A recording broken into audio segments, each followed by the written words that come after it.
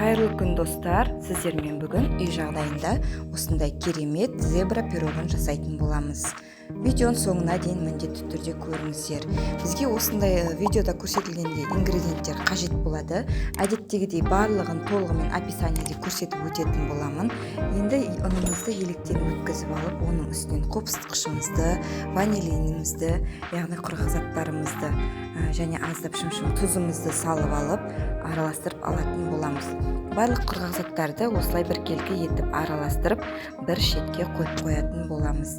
Ендігі кезекте біз жұмыртқаларымызды жаймендеп, біртіндеп салып, осындай сұйық массамызды дайындайтын боламыз.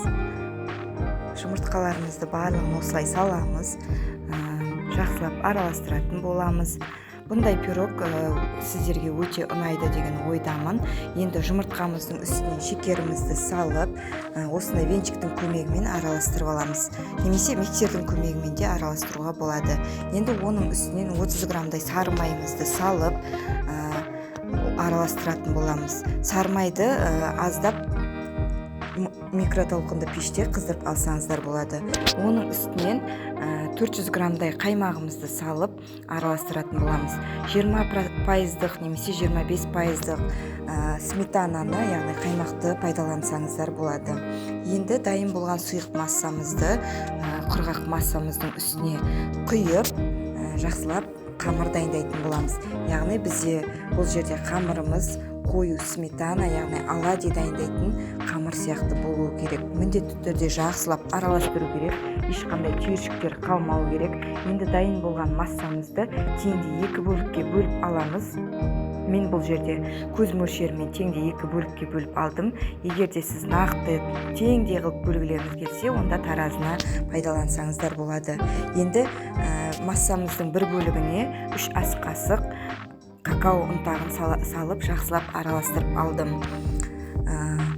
Енді дайын болған массаларымызды осындай ыдысымызға, менде формамның диаметрі 26 см, оған массаларымызды осылай жаймендеп кезек-кезек бірінің үстіне бірін құйып, зебраның формасы сияқты, зебраның денесіне ұқсайтын форма шығу үшін осылай біртіндеп кезек-кезек салып алатын боламыз.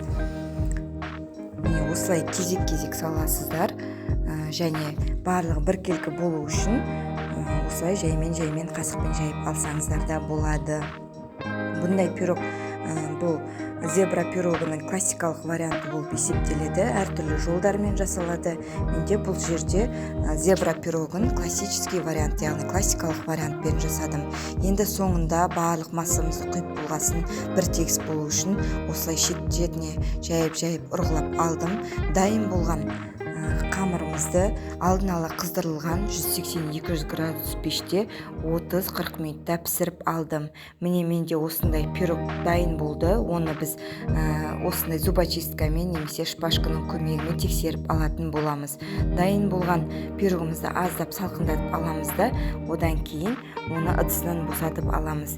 Егер де сіз зебра тортын жасағыңыз келсе, осындай пирогтың үстінен шоколадты сливкимен араластырып, немесе сары маймен араластырып құйсаңыз болады. Немесе қалауыңызша өзіңіз қант ұнтағын, яғни сахарный пудра сепсеңіз де болады.